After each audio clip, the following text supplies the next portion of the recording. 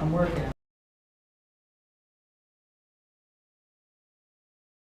I wish everyone a happy new year. And just reiterate my thanks to you all for the work you put in last year, including my very process of a performance evaluation to be a really critical component for my personal success, which will now translate to a successful and effective CalHFA. So I want to thank you all for your support in the work that we do, but moreover, in investing in me. So now, on to the path forward for 2024.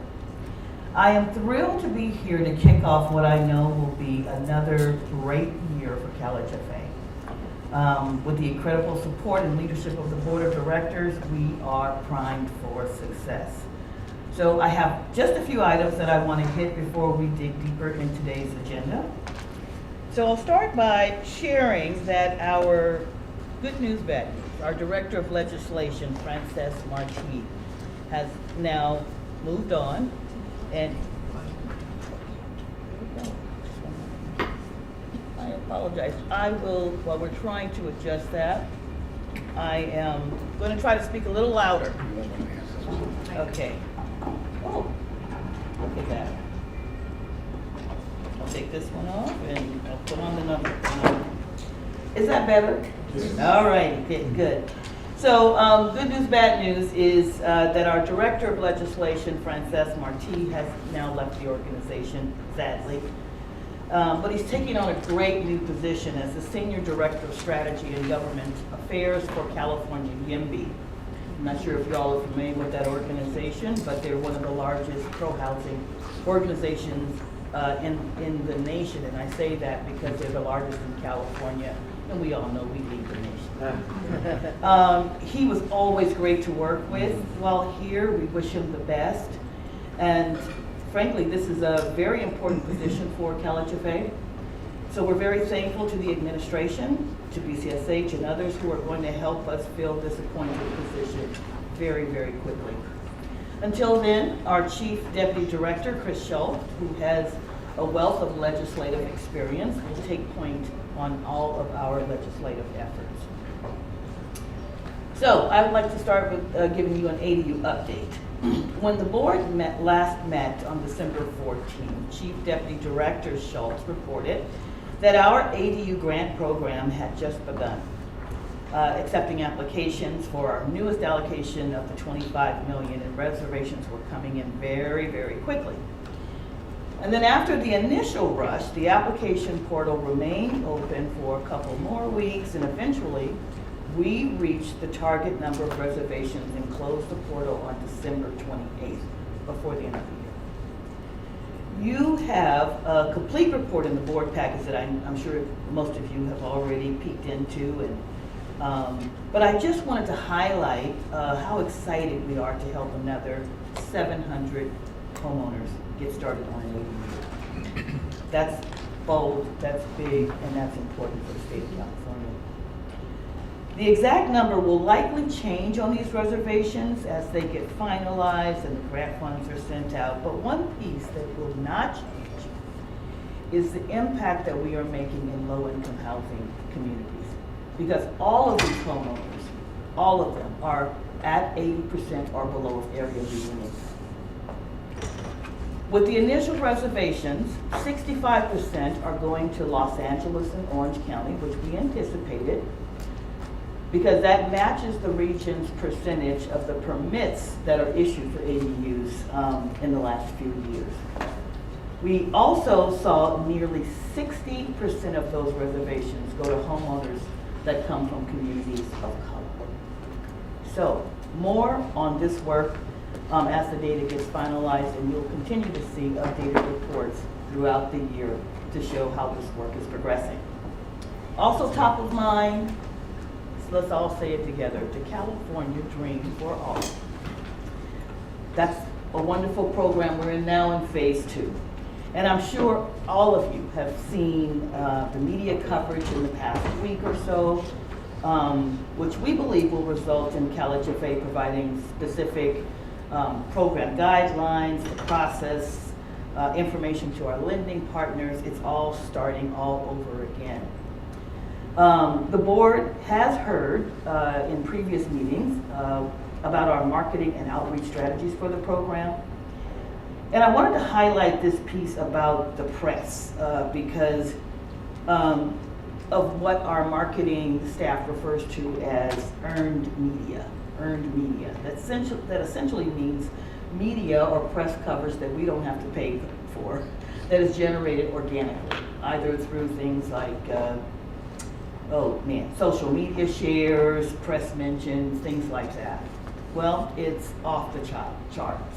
Whether it's in spots on TV or radio news in Los Angeles, Univision, TV in Sacramento, Central Valley, Cal Matters article, it is viral.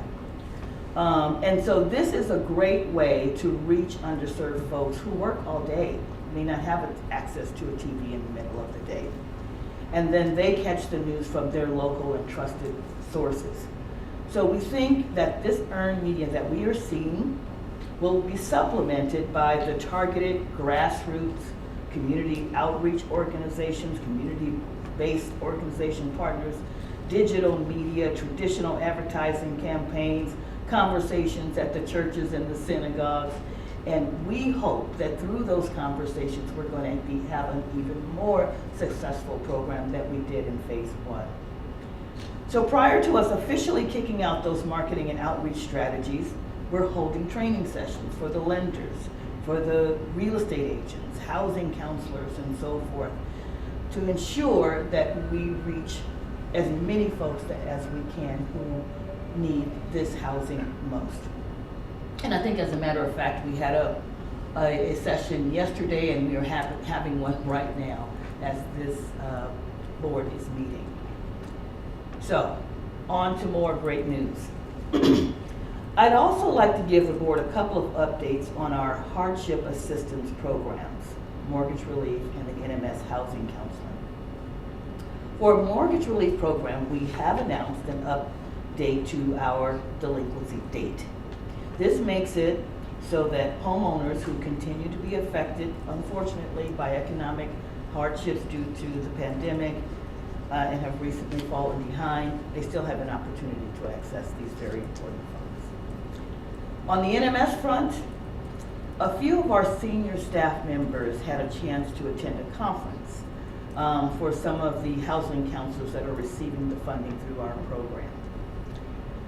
The folks there had a message that I wanted to share with you guys. We know that there's been a tremendous impact on the folks who are receiving those counseling services. What we did not know was the tremendous impact to the housing counseling agencies that are rendering the services. And that's what they elevated to us in their voice. They said, thank you. Thank you. This gives us an opportunity to hire more people and retain the people that we have. It gives us an opportunity to deliver through technological advances that we didn't have the support for. And thank you, CalHFA, for basically changing the industry and giving us something to think about for the next 4 or 5 years that we have this program.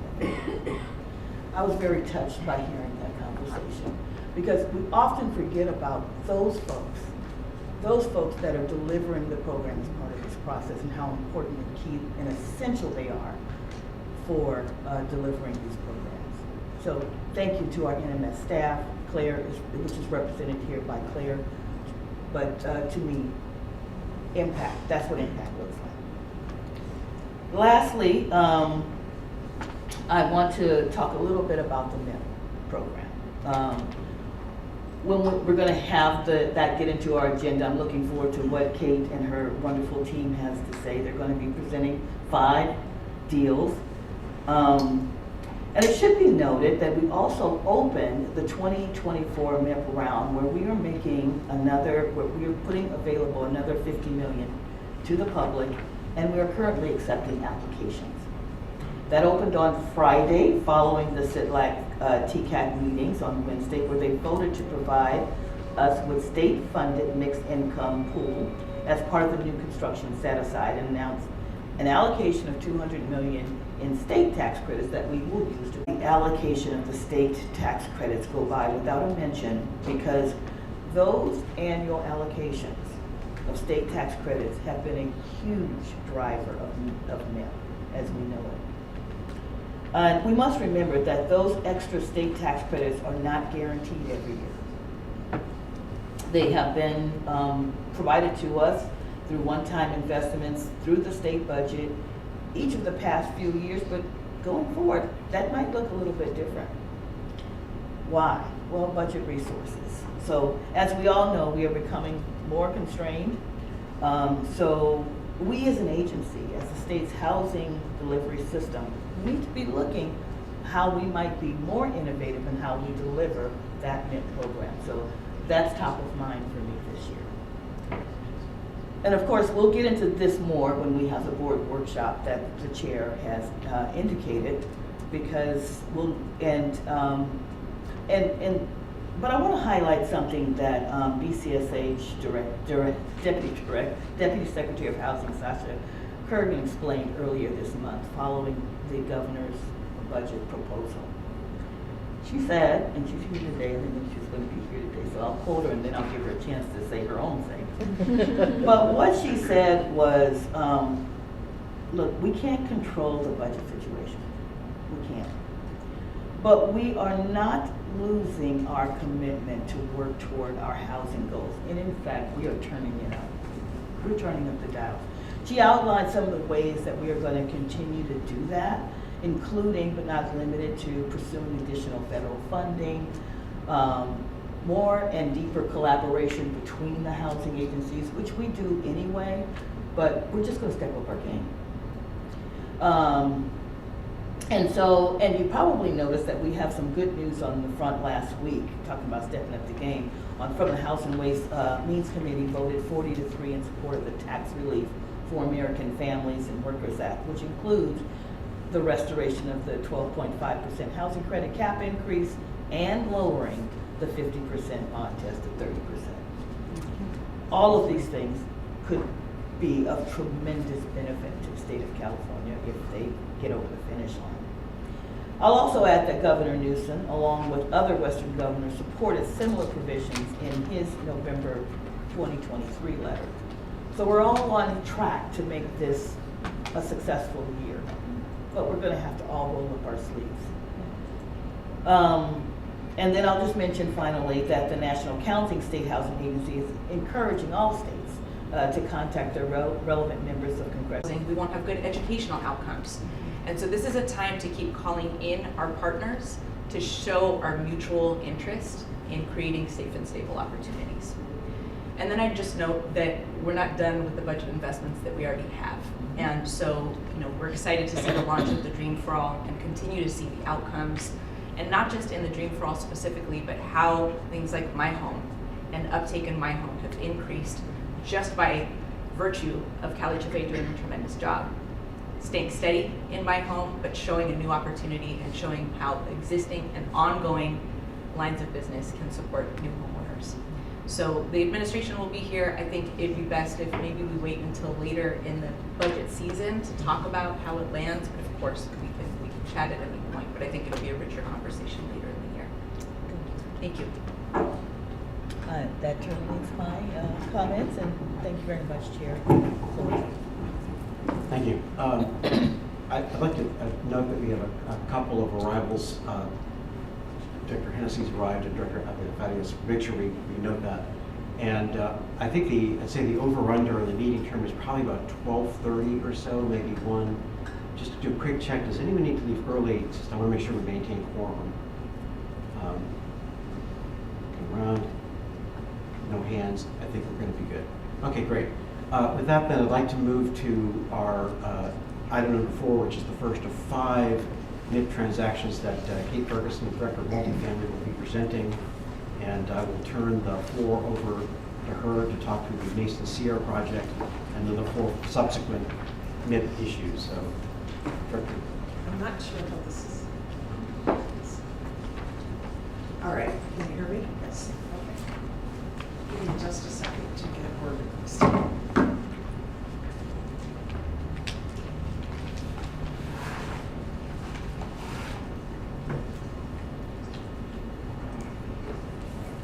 Okay, well, good morning, everybody. Good morning, Chair Cervantes and members of the board. My name is Kate Ferguson, and I am the Director of Multifamily Programs. And today, CalHFA is submitting for your approval 5 board resolutions. Each resolution is specific to an individual affordable mixed income project development, which is recommended for permanent financing approval under both the CalHFA tax exempt permanent loan program, inclusive of our HUD risk share, and the CalHFA mixed income or MIP subsidy loan program. I just wanted to take a quick second to recognize the multifamily staff that is here today. We have both loan officers, Jennifer Beardwood and Kevin Brown, and we have our Deputy Director, Shantae Spears, and also Steve Gallagher, who manages our lending team. And these are the people in the trenches day to day getting these deals done for the past six months. So I'm happy to be with them today. We also have representatives, I think, from every developer that we're going to talk about today. So in the event that there are questions I can't answer, and if the board would like, we'll hear from them, but only if we have questions. I know that we're trying to stick to a tight schedule today, and so my comments will assume that everybody's read this, and what I'm going to try to do is highlight some of the exceptions that I think need to be discussed, and also just a brief overview of each deal. So if that makes sense, I'll get started. Our first request. Excuse me, Ms. Ferguson, before you get started, let me just say, Chair Cervantes, I have, just as an abundance of caution, I'm going to recuse myself from the vote of 3 of the transactions. So items 6, 7, and 8, but I'm not sure if you're looking at all of them together. I'm going to do each one individually. Perfect, okay, so I'll just recuse myself and leave the room at that point. Thank you very much. Okay. All right, so our first deal today is called Mason's Sierra Apartments.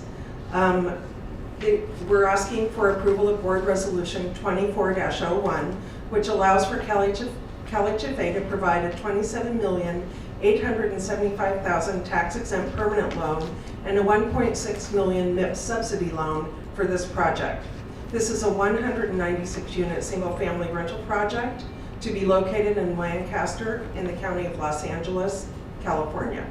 The permanent loan is underwritten to a 17-year maturity with a 40-year amortization, and the MIP subsidy loan is coterminous with the perm. Some highlights of this project: Mason Sierra is a new type of project for CalHFA, and an example of how tax credits can be used more creatively.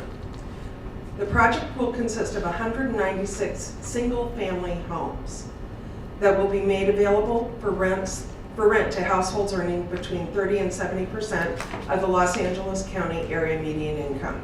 The average AMI served will be 60%, and actual rental rates will be 26 to 74% below market rental rates.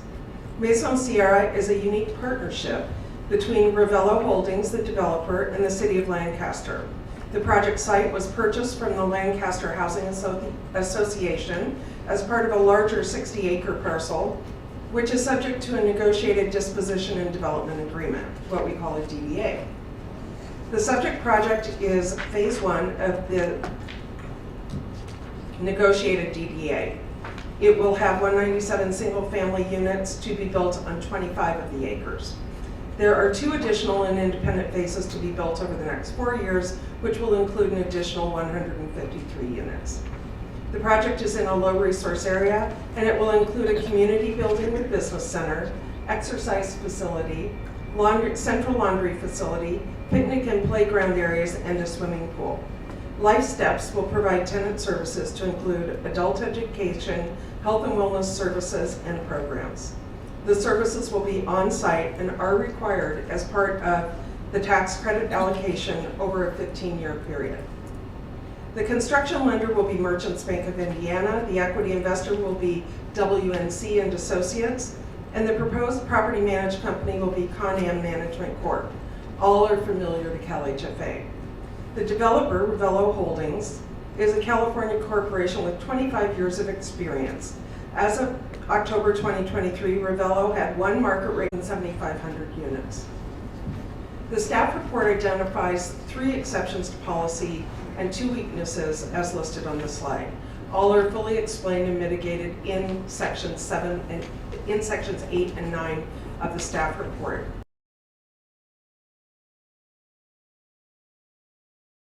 Five of the deals today. And it's something that we see on almost every deal we bring to the board, so I wanted to specifically call that out. The tax credit investor is requiring that the deferred developer fee payment be prioritized over the residual receipts lenders so that the deferred developer fee of $4 million and is required by almost every tax credit investor. Based on current financial projections, available project operating cash flow should be sufficient to fully repay the deferred developer fee by the end of year 14 of the loan term. Subsequently, the surplus cash will be distributed 50-50 between the developer and repayment of the CalHFA MIP loan. Based on this structure, the CalHFA MIP principal and accrued interest will be fully repaid at maturity in year 17. This is a common, we're going to see the same exception recommended on all 5 of the deals today. And I just wanted to, I've already had a couple of questions. Well, if it's an exception on every deal, why not just change the policy? And the reason is because calling specific attention to the repayment of our loans and the source of repayment for our MIP loan specifically is important, and the market changes. This hasn't always been a requirement. The investor market changes. It's in a state of fairly dramatic change right now in terms of what investors are paying and where they're investing. So we continue to keep this as part of our guidelines so that we will call it out in the event that the market dictates. So I just wanted to point that out. And with that, that concludes my presentation on this deal, and we'd be happy to take any questions. Thank you, Director Ferguson. I'd like to see if there's any questions by members of the board. I think I have a hand raised, Director Sotelo. Thank you so much. So 2 questions. One is on the operating expenses. I noticed that that is there's a concern in general around operating expenses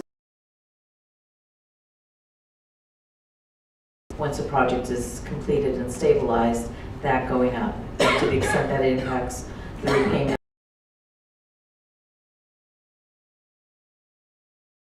and has addressed that. Thank you. I'm sorry. Expenses.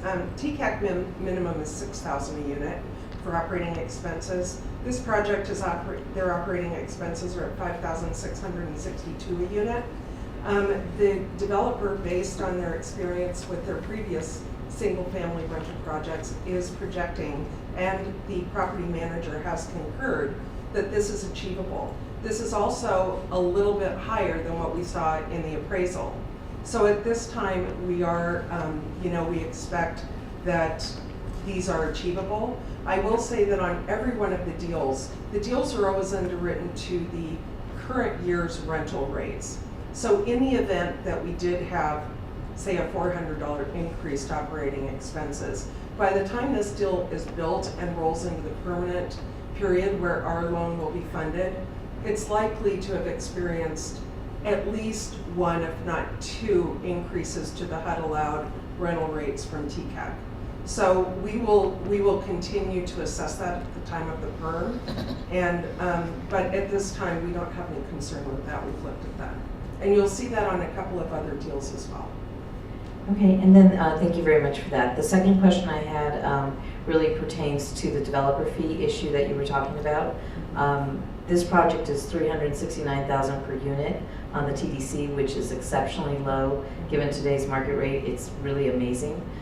So I assume that the investor has a lot of, guarantees and other, cost completion guarantees that they're imposing. So I'm not worried about that from our perspective.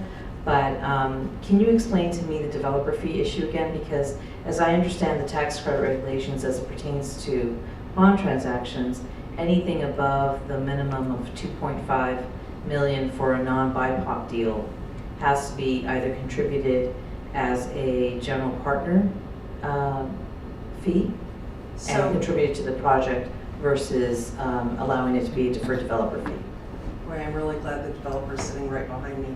I'm going to try to answer this, but to my knowledge, if the full developer fee is not paid out during the 15-year tax credit period, there is potential for a loss of the tax credit, what we call a downward adjuster, to the investor. In the event, and we see this not irregularly, in the event that cash flow doesn't pay for the full amount of the developer fee. It was based. Right. I think what I'm talking about, and the only reason I'm asking about this is because it does impact the repayment of our loan. So I don't want to harbor on this issue, but the way I understand the relationship is a tax-exempt bond project can get 15% of its eligible basis towards developer fee, which usually makes it somewhere in the neighborhood of $4 or $5 million. It makes it a larger amount. But under the regulations of the treasurer's QAP, it really, you can only collect $2.5 million in actual capitalized developer fee. So the differential between the dollars in actual capitalized developer fee. So the differential between the capitalized amount and the earned 15% developer fee for basis purposes can be contributed as a general partner contribution and still be counted in for your eligible basis perspective, as opposed to having to be paid out. That, in terms of the TCAC regulations, I think that is correct. However, that is not what the market dictates in terms of the investor appetite to go into these deals. So if the developer had anything else to add to that, I would love to hear from the developer in terms of the decision, like which investors are making that recommendation from a market standpoint so that the fee is actually being paid out. I'm happy to have the developer come up, but before we do that, let me say that in our discussions with almost every investor, they're requiring that the developer fee have priority repayment during the 15-year tax credit, just for that very reason. But Yes, and absolutely we could support that. It's just, again, I'm talking about the dollar amount. so you're talking about what TCAC The differential allows. between the 2.5 and the larger 15% of basis. Is it all right to have the developer? Would you like to come up?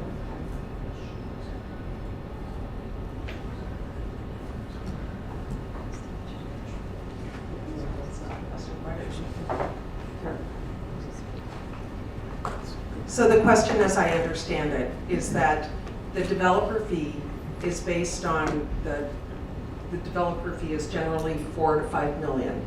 TCAC only allows you to take $2.5 million in cash at closing.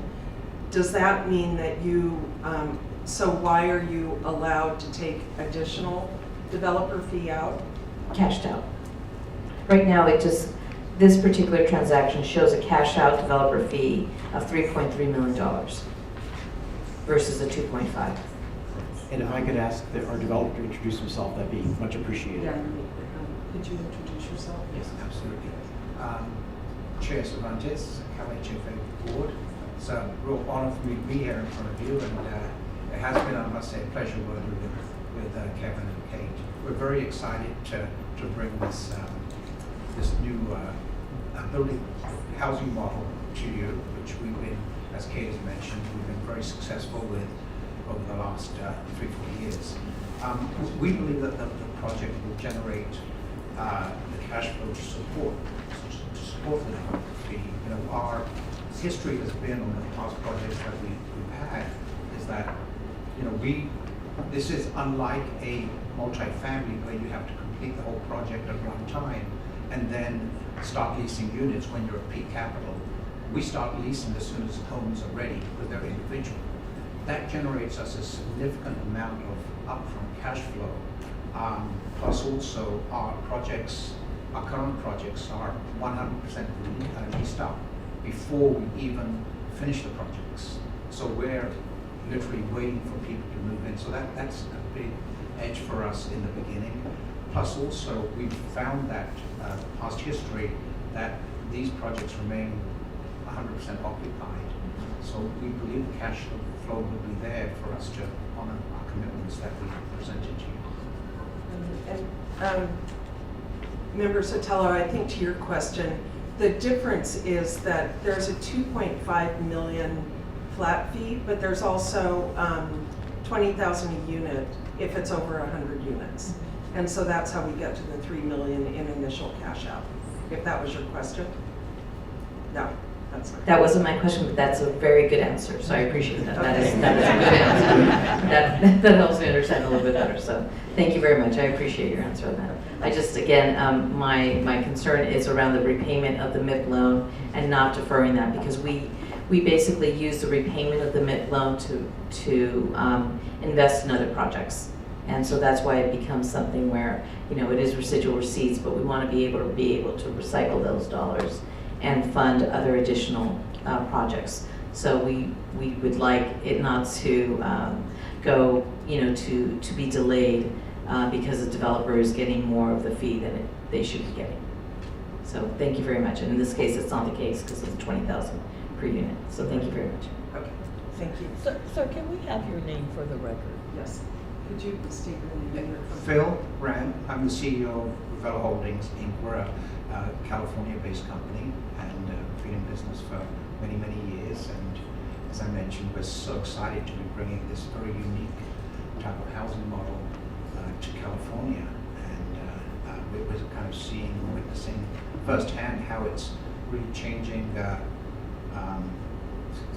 lives of young families who would never have an opportunity to live at a certain income in a detached single-family home with a private backyard and full community services. And we emphasize health and fitness, and we make sure all of our communities have gyms. And I welcome each and every one of you to come visit with us to see that. Thank you. Thank you very much. Other questions? Director Russell and then Director White. Are we on? There we go. Okay, I think we're on now. Yeah, I have a question, and this isn't, I don't want to question the project so much as identify an issue that I'd like to discuss when we talk about MIP in general. And so I guess I would ask whether we have policies within MIP. I mean, this is, I realize families' backyards are all very nice. We're also building low density, below the zone density of the land on the urban fringe in a low opportunity area without transit. Are we considering in MIP broader policy directions of the state of California in how this is designed and how it is implemented? So I just want to point out that this raises some of those issues. I have taken no exception to this project and will not at this point. I'm here to support this today, but I think I want to, as we talk through these 5 deals, there's a couple other places where it raises these kinds of policy questions that I hope we can put into a workshop to have that discussion. Absolutely. Thank you. Thank you. Director White? Yep, sure. Just a question around the single-family part of this. This is new for CalHFA in terms of the MIP program. We had a question around expenses. It didn't seem like they were apples and apples, but in terms of single-family versus the multifamily rentals, it's coming out as very similar and under TCAC standards. I mean, yes, this does meet TCAC standards, and the appraisal that we received also supported the expense load. I don't know if you'd like to hear from the developer on that, on how they set their expenses, but we were very careful to look at the appraisal and what comes in with the appraisal and how that